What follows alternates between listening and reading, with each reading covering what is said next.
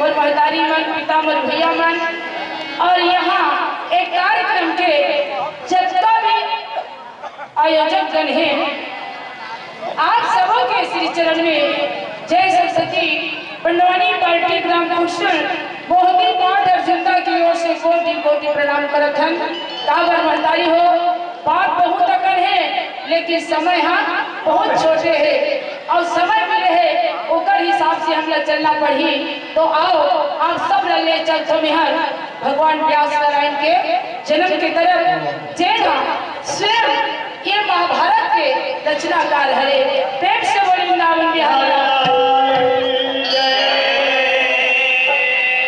गणपति चरण मनाई के रब व्यास आदि पर्व भाषा रचुरम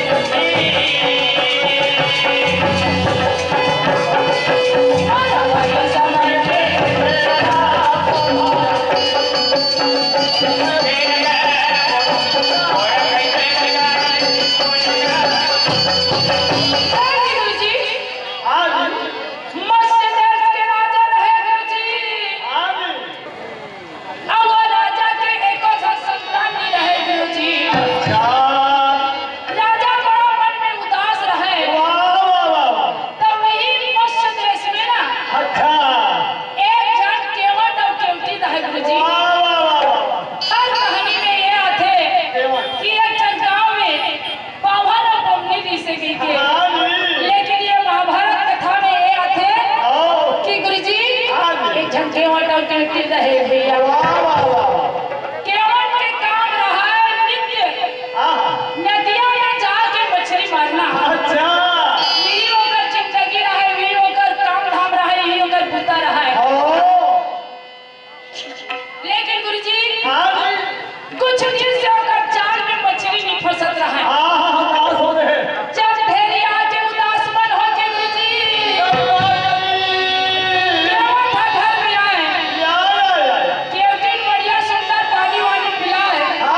अब पिला के कहते महाराज आज तो बड़ा मछली मारन के रहे हो, आज और कठन मछली नहीं मिली तुम्हारा।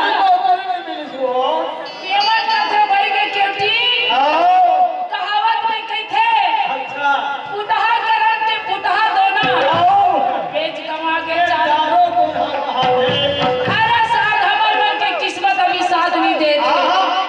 केवट के मन हम बड़ा उदास रहे गुरुजी। केवट कहते हैं केवटी शरीर के दुख ना कोई ना बताओगा, शरीर के दुख ना कोई ना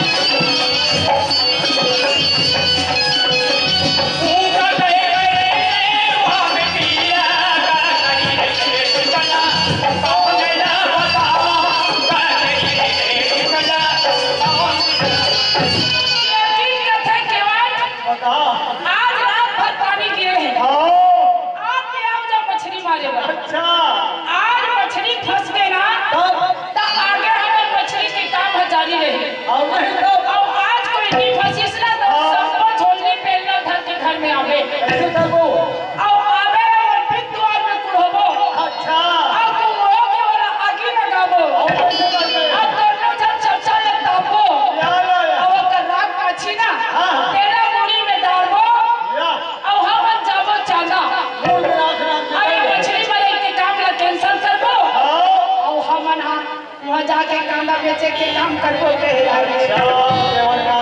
गुरुजी। आज दूसरैया दिन केवट खान में अपन झोली पेला धरे है। केवटी ने कहते केवटी पे जावत हो आते पर बासी बासी धर के आवे साथ में हम जब के घर ले आवे। अब जब केवट चले भैया समय में वही समय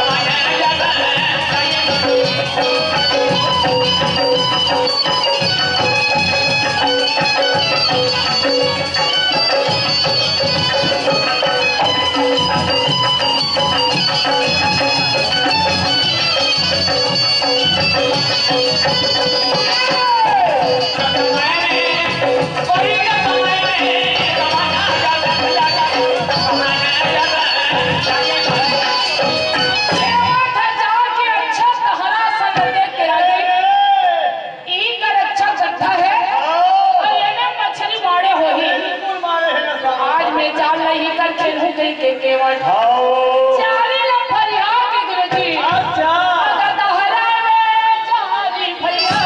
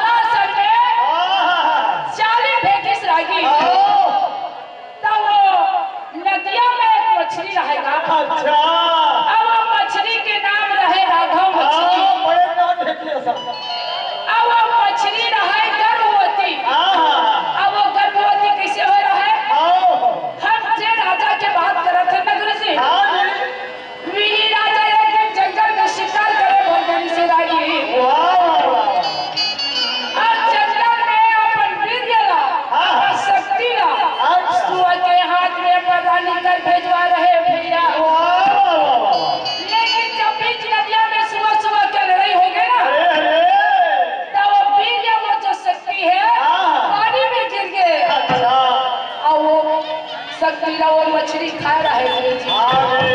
एकदम से सिर्फ मछली गर्भवती रहा है। अब कितना समय हो गया है? 10 का ये महीना मोरा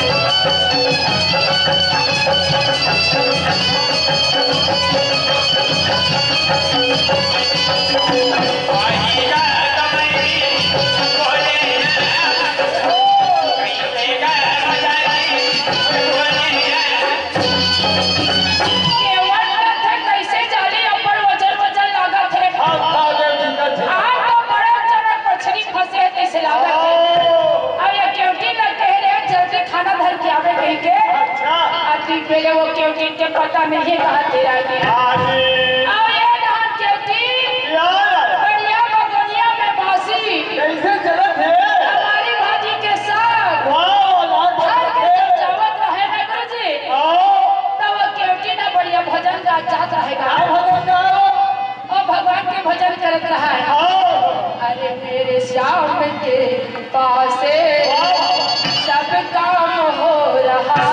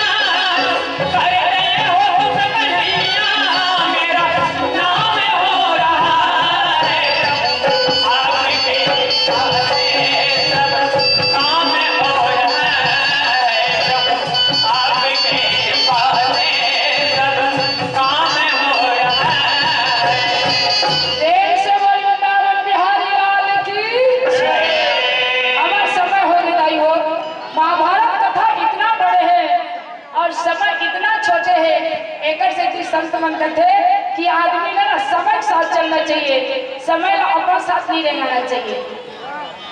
चलिए एक बार जोरदार ताली से अभिनंदन, जोरदार ताली से स्वागत श्रीमती सुलेना मानिकपुरी के लिए। ग्राम गुरसुल जिला धर्म की प्रस्तुति अभी हम सुनाते रहे। पंचम वेद महाभारत के माध्यम से सत्यवती की अवतार की कथा। एक बार और जोरदार ताली से अभिनंदन, जोरदार ताली से स्वागत। बहुत बहुत धन्यवाद, बहुत बहुत साधुवाद। देवाधन श्रीमती सुलेना मानिकपुरी का सबो साथी बंदा जैन अपन अपन समय लगे कि हमारी एक ग्राम मेरे सरा में है और आप इस पावन मंच में विराजमान होकर सुंदर पंचम वेद महाभारत की कथा सुने। हम तो आपके लिए यही टीमों सुलेना जी, आपको सुनकर के मन नहीं करता है, आपको विदा करने का मन नहीं करता। गुलशन बिना गुलजार नहीं, कुछ बिना कोई हार नहीं, कैसे आपको विदा करे मन को स्वीकार नहीं। गा करके पांडव कथा आपने सुनाया, डूबती हुई दुनिया को आपने पार लगाया। रब से मिलेगा तो पूछेंगे तेरी कैसी खुदाई, मिलन के साथ तुझे के लिखती जुदाई, तूने के लिखती जुदाई। जोरदार ताली से अभिनंदन और बहुत सादर सम्मान के साथ हम सादर आमंत्रित करते हैं कुमारी रोशनी नागवंशीला। रोशनी नागवंशी जी अपन मंडली के सहित जल्दी से जल्दी पावन मंच में पधारे कृपा करें। बहुत बहुत अभिनंदन, बहुत बहुत धन्यवाद, साधुवाद, देवाद, बहुत बहुत आभार व्यक्त करें।